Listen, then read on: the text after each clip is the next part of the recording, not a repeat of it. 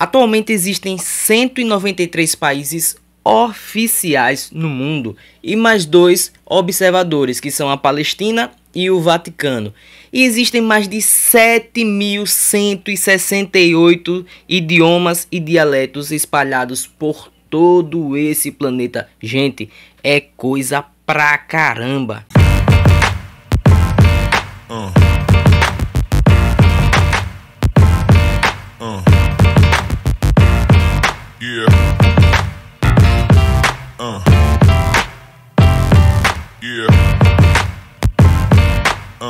Esse é um canal de teologia que não tem o intuito de te transformar em um acadêmico, tem o intuito apenas de expor a minha opinião. Então, se você não é inscrito no canal, meu chapa, considere essa possibilidade e nos dê essa moral. Hoje é motivo de muito orgulho e muita alegria aquelas pessoas que sabem falar mais de um idioma.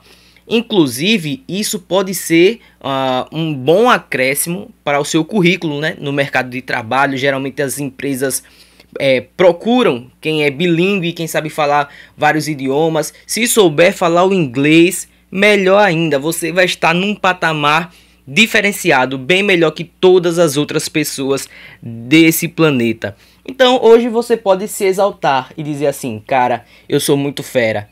Eu falo não sei quantos idiomas, eu falo 5 idiomas, eu falo italiano, eu falo inglês, eu falo francês. Eu sou um cara muito inteligente e muito abençoado por Deus por conseguir falar tantas línguas assim. Mas no princípio nem sempre foi assim.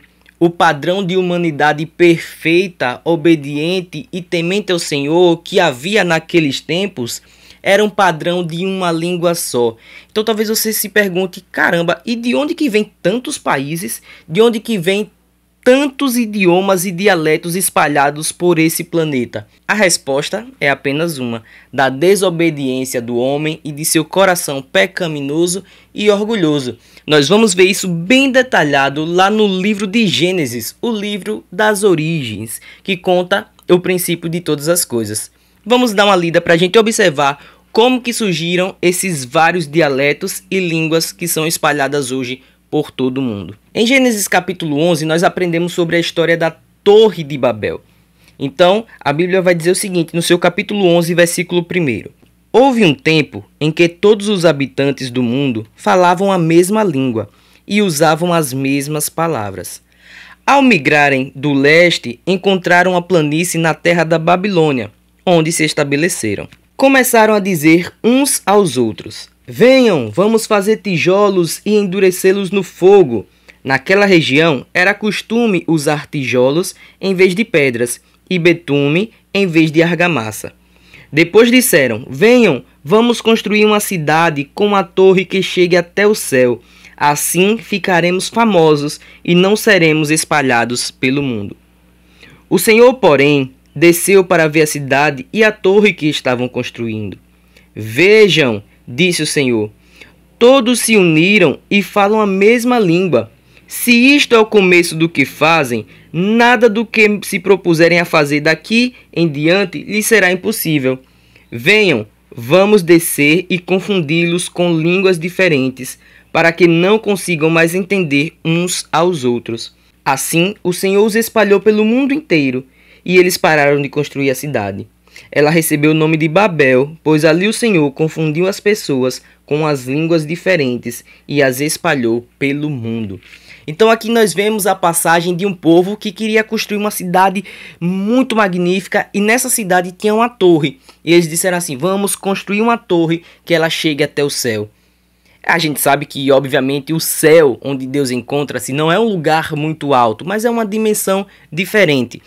Mas a idolatria daquele povo era tão grande que eles tinham a ideia de que se eles tivessem uma torre muito alta, isso poderia ser a conexão entre os homens e vários deuses, que aí poderia fortificá-los e servir de interesse para esses homens em qualquer tipo de situação, numa batalha, na cura de doenças, na prosperidade de um plantio, numa colheita farta.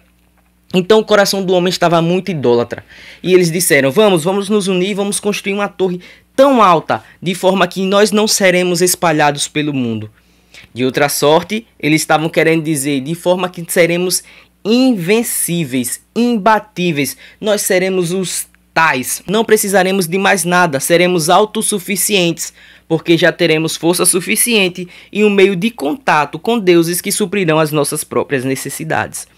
Mas Deus sempre nos coloca no nosso lugar e nos lembra que somos pó e somos insignificantes e nunca seremos independentes. Por mais que nós nos encontremos numa situação muito boa, com um emprego muito bom, um plano de saúde magnífico, sempre sabemos que quem nos sustenta é o próprio Deus. Ainda que pessoas rebeldes achem que estão vivendo uma vida independente e que não precisam de Deus para nada, afinal elas já têm tudo, até essas pessoas estão debaixo de um controle rigoroso do próprio Deus. O texto vai dizer ainda que Deus desceu para observar aquela cidade. A verdade é que Deus não desceu de um céu propriamente dito, mas Deus começou a fazer uma análise, se é que podemos dizer assim, de toda aquela situação. E disse, se o coração do homem está voltado para essas coisas, aqui, nesse princípio, e se eles construírem essa cidade, se eles colocarem para frente essa audaciosa ideia, nada poderá mais pará-los. Obviamente, tudo isso em termos de idolatria. Não é que o homem faria coisas mirabolantes daqui para frente, não. Mas o coração do homem estaria mais e mais imerso em depravação, em idolatria, em pecaminosidade.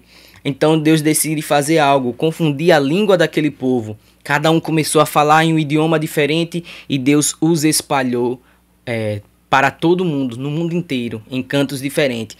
O que aqueles homens almejavam, que era de serem inseparáveis, imbatíveis, insubstituíveis, o Senhor Deus disse: olhe, vocês serão espalhados pelo mundo, vocês falarão outras línguas. E aí nós temos hoje essa variedade de idiomas para poder escolher, para poder pensar.